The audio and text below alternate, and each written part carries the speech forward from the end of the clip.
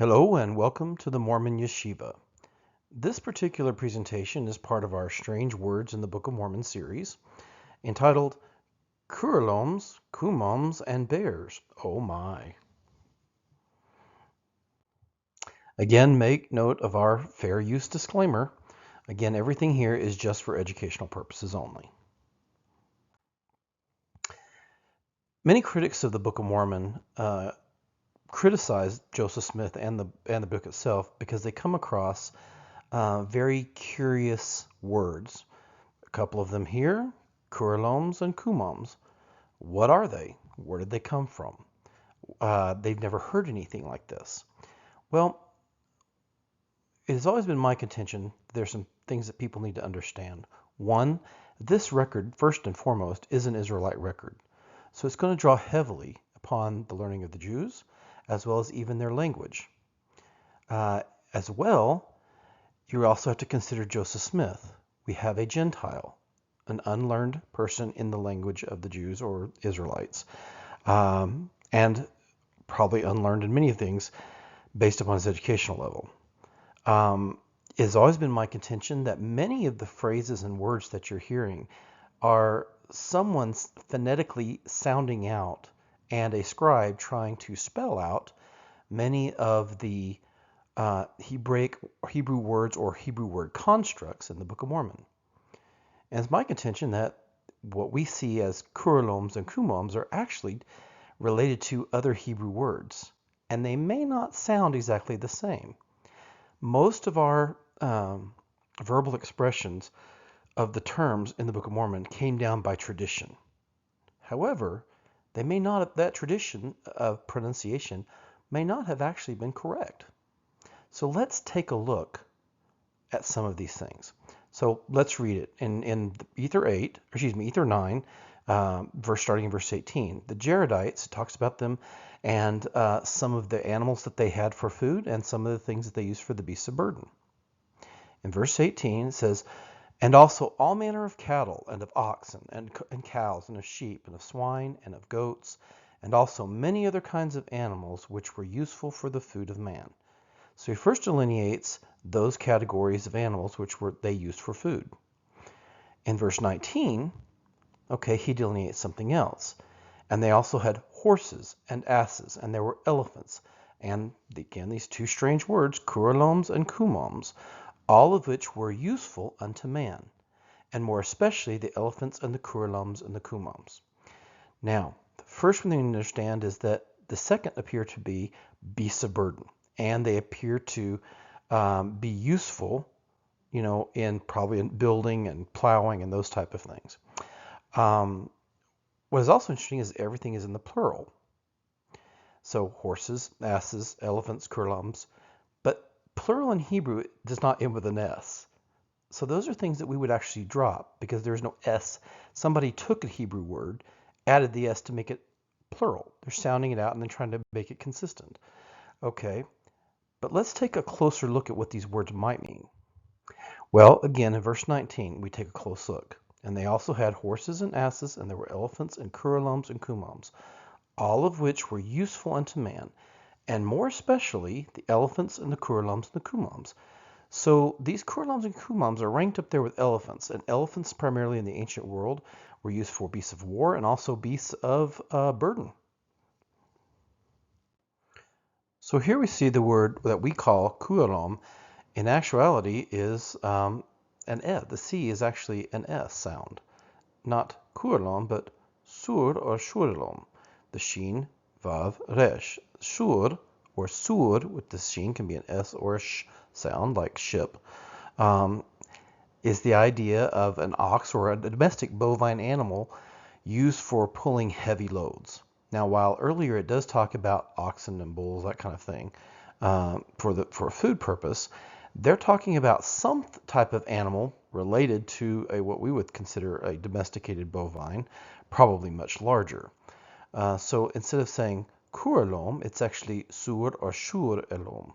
Now the Elom is an interesting extension because it could potentially mean, it could be related to the plural, depending on how they were sounding this word out when they were translating. If And if it goes into using a phonetic expression, it could mean Hebraically quiet or something of ancient time.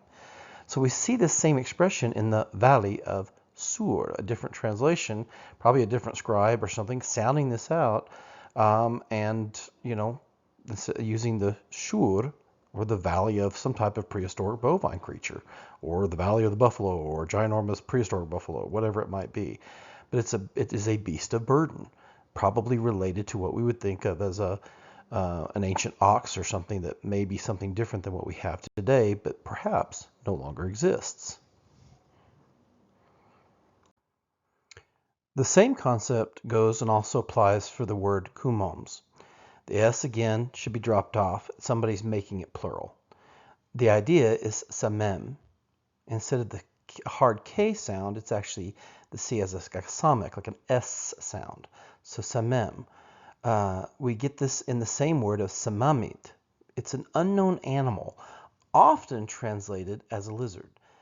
If we look at the samic memem with the yud tav ending, the yud tav makes it a diminutive, indicating smallness or size, i.e., a small lizard, is how it's often translated. But the samem without the yud means something much larger. So samem, how we pronounce it, kumom, but samem is also connected to a poetic play on words and concepts in this book of Ether. It's related to the same word, shamim, which means desolate or laid waste, and it's also in the sense of something that is poisoning something, or that a poisoning, like a spider's venom almost. But the idea, we see it only appears once in the Old Testament with Proverbs 30, verse 28. Sometimes it's translated as spiders because, again, they don't know what this animal is. In this case, it's lizards. They're translated as lizards. They are easy to catch, but they are found even in the king's palaces. Take away the diminutive, and it ceases to be little reptiles, and obviously the samam, something much larger. If we notice, as we go on in the actual narrative of the Book of Mormon, notice what it talks about in verses 30 and 31. You'll see this poetic structure and this poetic play on words begin to play out. Verse 30, and it came to pass, there began to be a great dearth upon the land. So the land was desolate, shamim. Okay, and the inhabitants began to be destroyed exceedingly fast because of the dearth, or the desolation, and there was no rain upon the face of the earth. And notice what it says, and there came forth what? Poisonous serpents, shamim. So you begin to see these play on words. So samim, or samam, okay, instead of kumam, it's samam, is some large, possibly a lizard-type animal, perhaps a dinosaur of some type, that was used as a beast of burden that no longer exists, as even rabbis today do not exactly know what that particular word relates to. Again, translated as lizard, something small with the yud tav ending, but with its samam, it's obviously something larger, and perhaps related to, often again translated as lizard, a much larger lizard, i.e., perhaps a dinosaur. But whatever it was also used as a beast of burden. But the actual words, Cuerelom and Cumom, we're actually mispronouncing. It's Cuerelom, okay, Sur, like a bull or a giant buffalo for all we know, or oxen, and then Samem, the C being the S sound, not the hard K sound. So again, notice what we see here. Cumoms, Samem. Shamem, desolate or laid waste, something in the sense of poisoning. That's where we get the idea of the connection later on with the dearth on the land and the poisonous serpents. So perhaps for those critics out there who want to judge the Book of Mormon and laugh at what appear to be made up words, perhaps you'd realize you're talking about an uneducated person at the time who is phonetically sounding out Hebrew words, and somebody is trying to spell it. And then they're actually much more accurate than you think. Our problem is we're almost 200 years post, assuming that the actual verbal expressions that we got from later leaders are correct, when in reality they may actually not be correct. Such in the case of a Curelom or a Cumom actually being a Shurelom, or a Samem, with what we pronounce as the C is actually a samach or a sheen, which is the S sound. And there we see that there actually is a precedent. So perhaps the trouble is not so much Joseph Smith writing down from a true record, and maybe just the fact that we see the weakness of men and some traditions that came down about how we pronounce things that may actually be incorrect. But either way, we can begin to see there is actually precedent for those particular words in the Hebrew Scripture.